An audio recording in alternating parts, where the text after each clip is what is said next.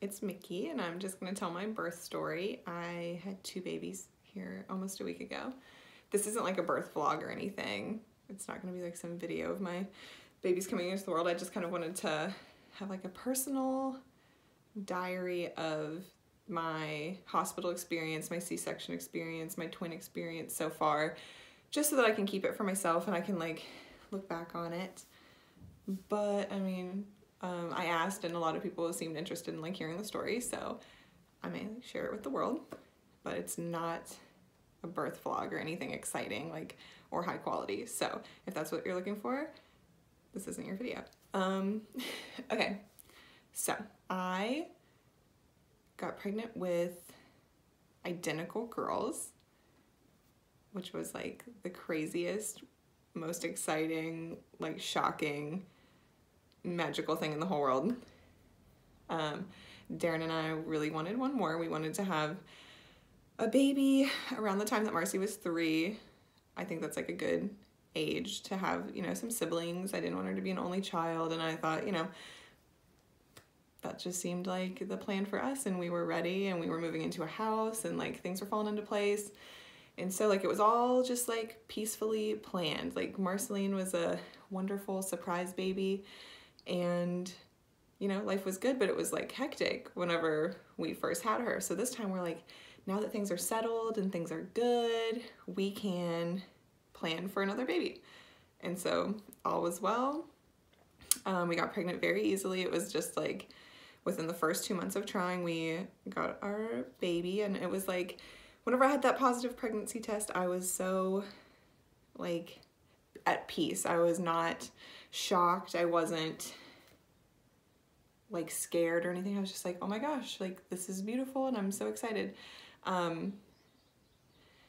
Then, you know, I didn't find out that there was 2 of them in there until around 11 or 12 weeks. I had an ultrasound and I saw the 2 little peanuts on there, and I was like shocked.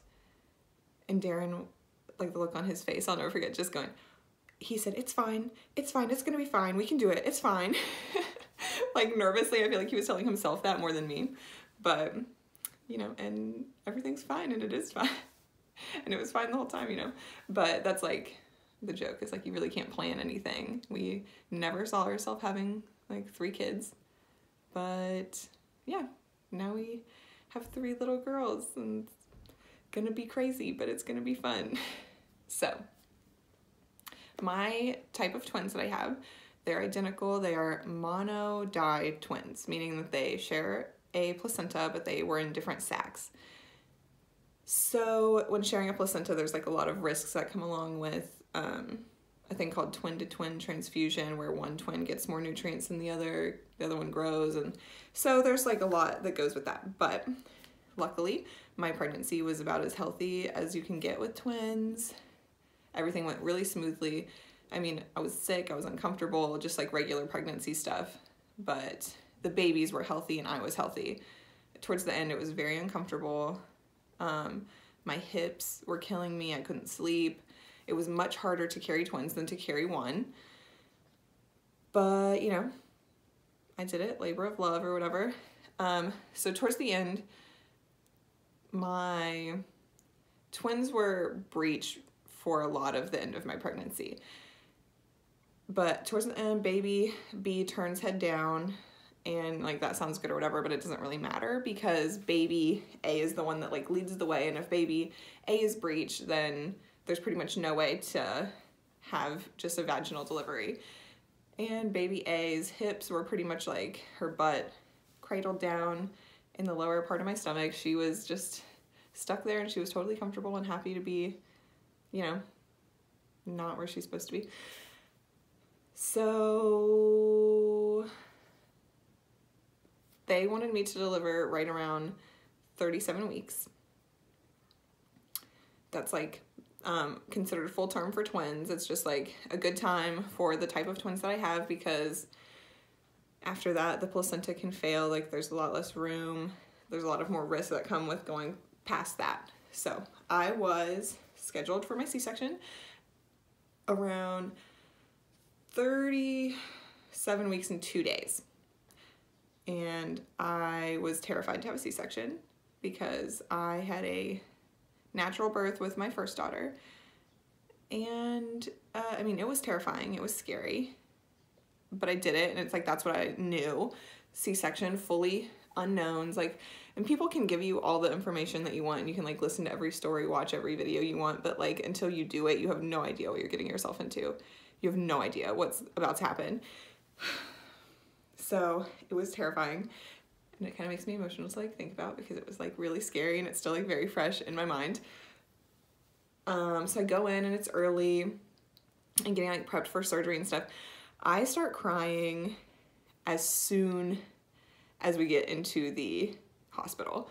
Like, they're just like, hey, what's your name? And I'm like crying, and it's like nothing had even happened yet. Nothing had started. And I was already having a full scale meltdown. So that kind of like set the mood for like the whole day. And getting prepped for surgery was scary. It's just a million questions. Everyone was asking you 100 things. And like my mom is there, my aunt is there, Darren is there, and we're just like trying to like wait. My surgery got pushed back like an hour or so. So it's like more waiting and prepping and talking and people coming in, and I'm seeing 100 different medical professionals, all different types of people, from like, oh, hi, I'm with like the anesthesiology team. Hi, I'm your nurse. Hi, I'm gonna be like part of the delivery team. It was very overwhelming. All of it was overwhelming. Like from start to finish, I'm still overwhelmed because there's 2 of them, but like the surgery itself was very overwhelming. I got a lot of information thrown at me very quickly, which was, you know, expected, but I was still terrified. I cried multiple times that morning, just really freaking out. So I get wheeled back into the surgery room, and it is freezing. It's freezing cold. Like, that's like one of my main things I remember. It is bright, it is cold. There's a little tiny table. I've never seen like an operating table in real life. The last time I had a surgery, I think I had my tonsils taken out when I was like 5. I like have never had a real surgery or anything. So I was like, oh my gosh, how's that table even gonna fit me? I'm giant. But I guess it's like, that's just how it is. It's like this little teeny tiny slab of a table. And they're like, okay, get up there. And they get a big stool for my big like round self to try to like get up on this little table. And it's cold. Everything is so cold. And they are like prepping me to have my spinal tap. And that's all very scary because Darren couldn't be in there for any of that. That was just me by myself with like 15 strangers, and everyone's like saying things to each other. Everyone's like doing their own thing. They're all like confident, ready. They're all in a good mood. They're all just chilling, talking, doing their thing. And I'm crying. I'm having a full scale panic attack, freaking out, like shaking, crying, and saying like, I just want to go home. I don't want to do this. I just want Darren. And I was terrified. Sorry, I gotta like take a breath because the whole thing is still like really scary whenever I talk about it. And it was like a life-changing experience. Luckily I had like a really sweet nurse who was really nice, and she was there from the beginning of my prep, and she was so nice. And she was the one that like was in front of me and held me whenever they put my spinal tap in. And I was just like sobbing, and I said, can you just hold me?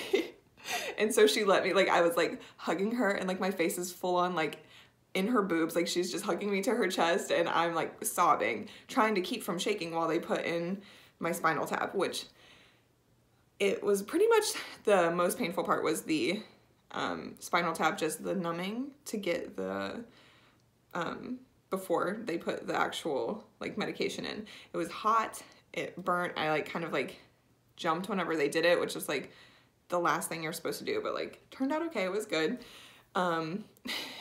So then your whole body just like starts to go numb, like from the waist down, just almost immediately. You can't feel anything. And so they're trying to help me get like leaned back onto this table, and I'm still freaking out, like hyperventilating, freaking out.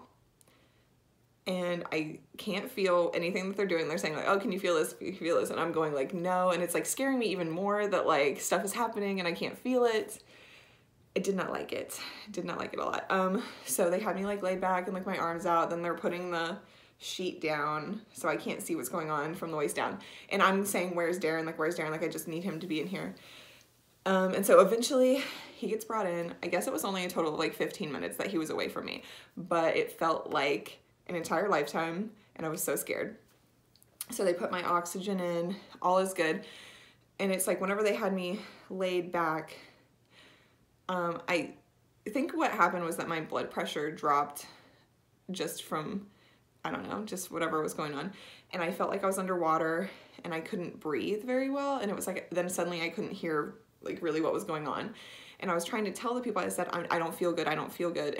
And I think that they were like, the guy who was up at my head, I don't think he was like taking me super seriously because I had been crying and saying like crazy stuff ever since I came in. So me saying like, I don't feel good, he was just like, he made a joke or something. He's like, what, you don't like this song? And I said, I can't even hear that there's music on right now. Like I had no idea that they had been playing music, but because my ears just like were ringing. And so he goes, oh, okay, hold on, let me fix that. And then like within seconds, I don't know what he did, but my blood pressure was back to normal and I was like fixed and I could hear and I could breathe. And then I was like, okay, I'm not as scared. I'm gonna be able to do this, it's fine. And so Darren's up by my head and he's just giving me pep talks, and I said, can we talk about literally anything other than what is happening down here? And so like the surgeons are talking and they're like, hey, we're doing our thing, and I'm saying, please keep talking to me because I don't want to think about the fact that I'm getting cut open as we speak. I do not want to talk about that. So Darren's just like making small talk. I don't remember what we even talked about because my head was crazy. The people up by my head, like the anesthesiologist, he was just having a chit chat with like some of the other people. Because I was at WVU, it's like a learning hospital, there was a lot of extra people, like a lot of students. And so it wasn't just like one person, it was like each person had like a team. And then I had like my birthing team, there was like 2 ladies who were doing it. And then each baby had a like team. So it's like as soon as they came out, like baby A had a team, baby B had a team, that they went and they did the baby's assessment. So there was a lot of people there. And so like, before you know it, they're just like, okay, baby A is about to come out. And they like drop down the sheets. And so I look down and I can just see the business. And they like lift up this little baby. And I've never in my life just been like amazed. It's like I couldn't feel a single thing of what was happening, and suddenly they're like lifting up this little sweet thing and being like, this is yours, like this is baby A. And I was like crying, but like I couldn't breathe very well. I was going it was just like not cute. I don't know. So then they're showing me the baby, and then like the baby has to be like rushed away, like has to be checked out immediately because she's still pretty small. They're like, so she's over here, cool. Then they're like, okay, now we have to work on baby B. And it felt like an eternity, but I guess it was only 2 minutes that it took between baby A and baby B. And you can't feel any pain, but you can feel pressure and you can feel movement. So to get baby B out from up under my ribs, I just felt like pushing and pushing and moving, and I felt like my whole body was moving. And I guess they were just like trying to push her down to get where they could reach her because she was up so high. And that was freaky.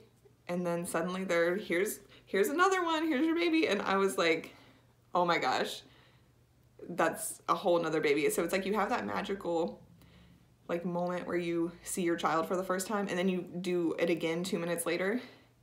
Freaky, totally freaky, completely overwhelming. So the baby goes over there, and then they ask Darren to come back there with them so he can get pictures of the babies, he can meet them, since like, you know, I can't really be part of all that, so he can cut the cord and he gets to see their footprints being made, all of that while I'm getting like stitched up.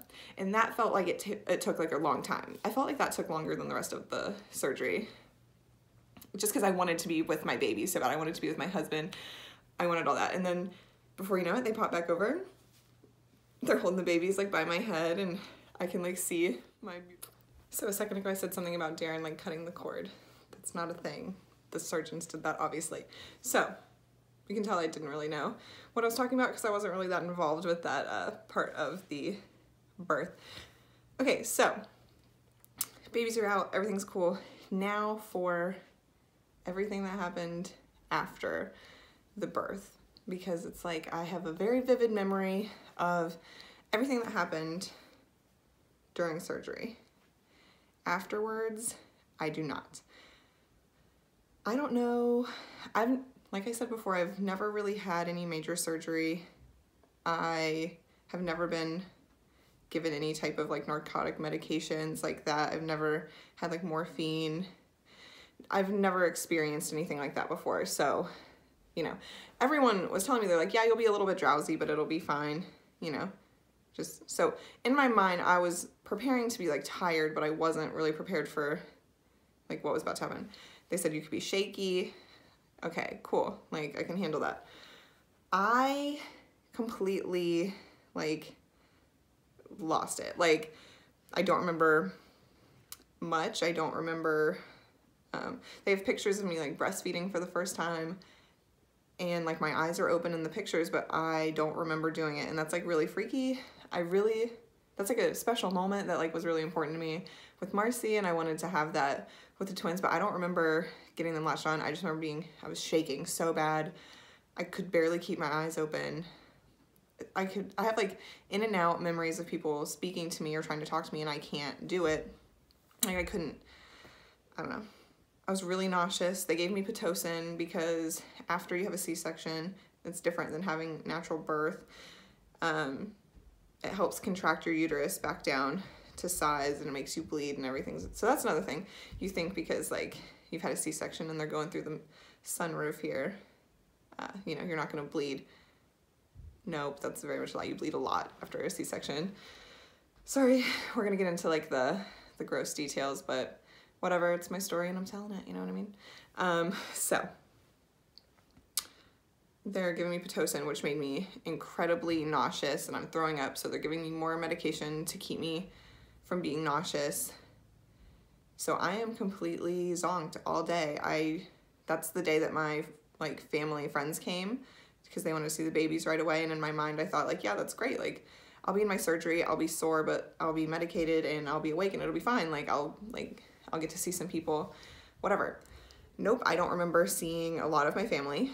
I don't remember a lot of the conversations that I had. And I don't know if that's like normal or just the way that I personally handle the medication.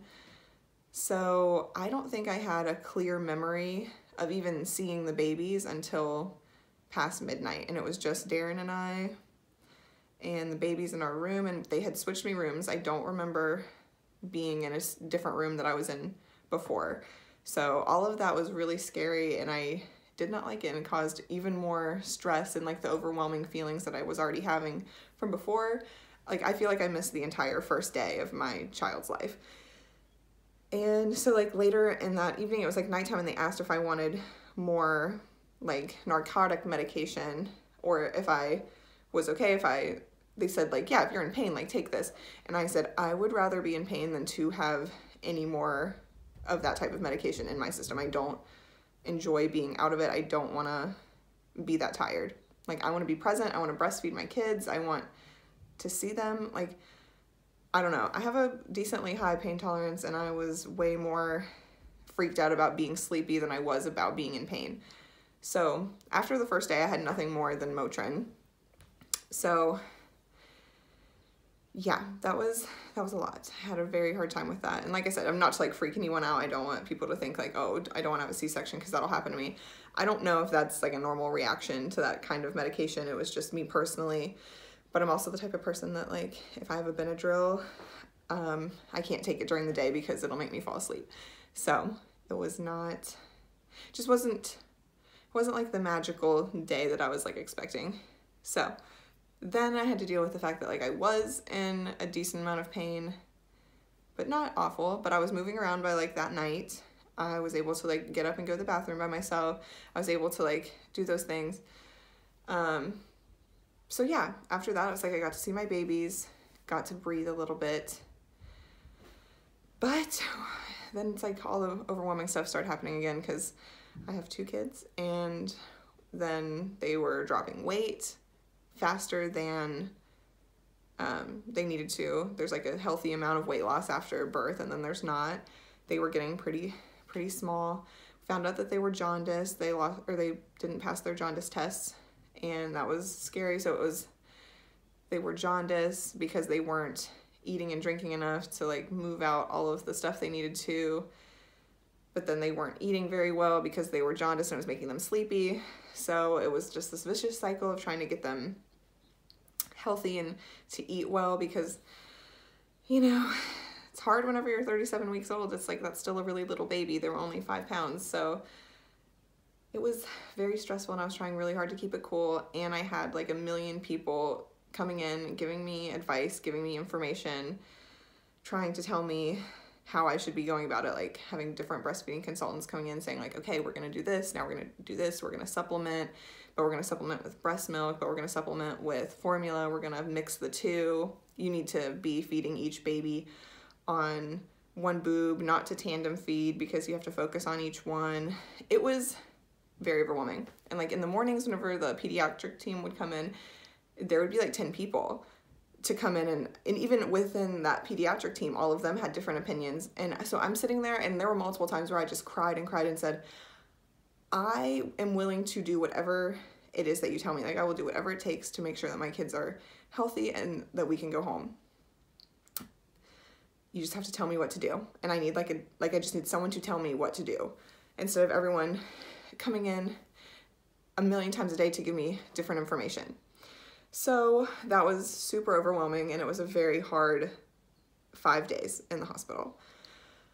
I'm very glad that we're home. That's like the main thing, is like, I'm really glad that we're home, because that was so scary, but they're here and we made it.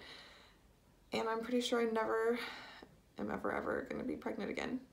So that's for sure. I had my big, giant, healthy baby whenever I had Marceline, and she was like a natural birth. I had that experience and don't really ever want to do that again either. My C-section with twins, don't really ever want to do it again, but I did it, and I'm proud of myself that I pushed through it, and like through all the pain and all of the different things, that all the obstacles that we faced in a week, you know, we did it, and we're home, and we're here, and the babies are doing so much better now that we're home, and I'm doing so much better now that we're home. It's like I can tell that they are more relaxed because I'm more relaxed. I'm able to feed better.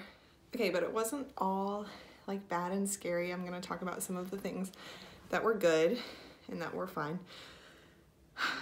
My husband is pretty much like just my rock, and was incredible throughout that entire experience, because it was scary and I did have kind of a hard time, but he was so supportive, so helpful, and he was there the entire time, all 5 days in the hospital. He had to help me feed, he had to help me take a shower. He was really, you know, and even right now he's downstairs making me a pizza right now.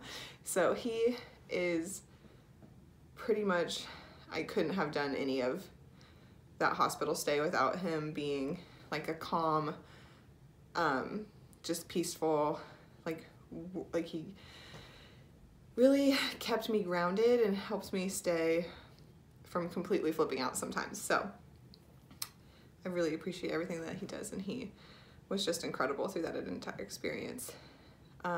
My mom is like the greatest lady who's ever lived.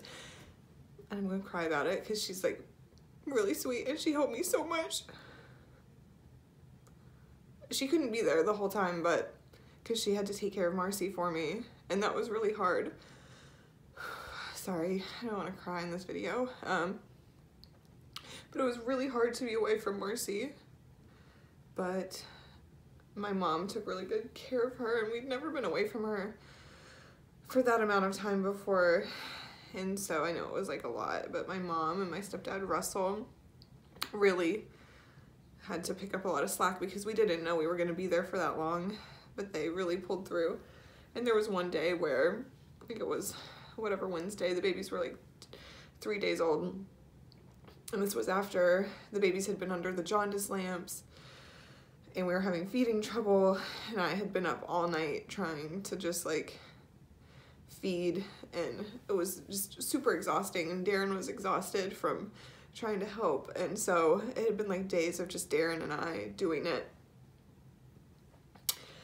And so my mom was all the way back in Buchanan, but I called her, and it was like 6 a.m. or something, and I said, I just really need you to come here right now, because I can't do it right now. And I just like really needed my mommy. Wow, being stupid, I don't mean to cry this whole time. So she came up and Darren got to sleep for most of the day. That way he would be rested to help me at night. And she helped me all day, and it's like helped me like emotionally just as much as she helped me with feedings and taking care of myself and everything. Like she's just an incredible lady, and like she's here right now. She's stayed 2 nights now to help the babies get adjusted and so that Darren can sleep at night. So she's doing nighttime things right now so that he can be rested and he can have a little bit of a break, because once the week starts, everyone's going back to work and it's just gonna be me and the 3 kids, and so then by then it'll be Darren and I doing the nighttime things all by ourselves again. I'm just really thankful for the amount of love and support that both of them give me. I always call them like my dream team. They're like my people. So that was really stupid to cry that much, but whatever, it's my video. I'm allowed to do whatever I want, whatever. More things that were positive.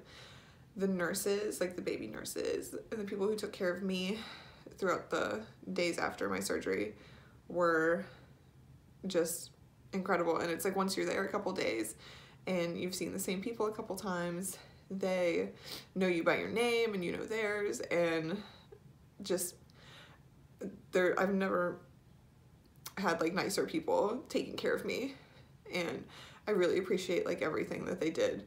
I had like one really sweet nurse who helped me at night. She was like one of the night nurses, and she came in and she would help me whenever I was trying to figure out feedings and trying to make bottles and trying to pump and all of that. And she was really great, and she would say, okay, we're gonna get this feeding done and we're gonna do it and it's gonna be fine. And she would take the babies to the nursery for like until their next feeding so that I could get some rest, which like I never had to do that with Marcy. I never like used the nursery part, and she never even made it to where like I had to ask about it or feel bad for like needing that help. She was just like, you really need to rest, and so like just we'll take care of it, it's gonna be fine. So I really appreciate the really nice people who helped me while I was there, because I really had a lot of the best care. It was overwhelming to be in a hospital with that many people working and having to see so many different professionals, but I was so well taken care of, and the babies had like the best care possible. Oh, sorry guys, that was all a lot. So yeah, I don't really know where to go from there other than it was crazy. I'm glad it's over. I'm never gonna forget it. I think that those are like some experiences that just like change you as a person and makes you stronger. I'm so happy to have my babies home. And I'm really like happy to be home with Marcy, and she's adjusting, I think, as well as, you know, a 3-year-old can, to having, you know, not 1 but 2 new siblings. She loves them, but you know, she was having like her moments yesterday. She you know, just wants to be rowdy and wants to play, and I have to tell her that we can't be jumping around, mainly because like I'm still trying to recover. I can't move very quickly. I can't have her roughhousing with me. I can't have her jumping around with the babies around. But so she's adjusting to life, just being a little bit more gentle with kids here. So everyone's adjusting and everything's good. Everything is really peaceful right now in the house, and I'm so happy to be home. I know I've said that 100 times, but I'm home. And yeah, so that's my birth story.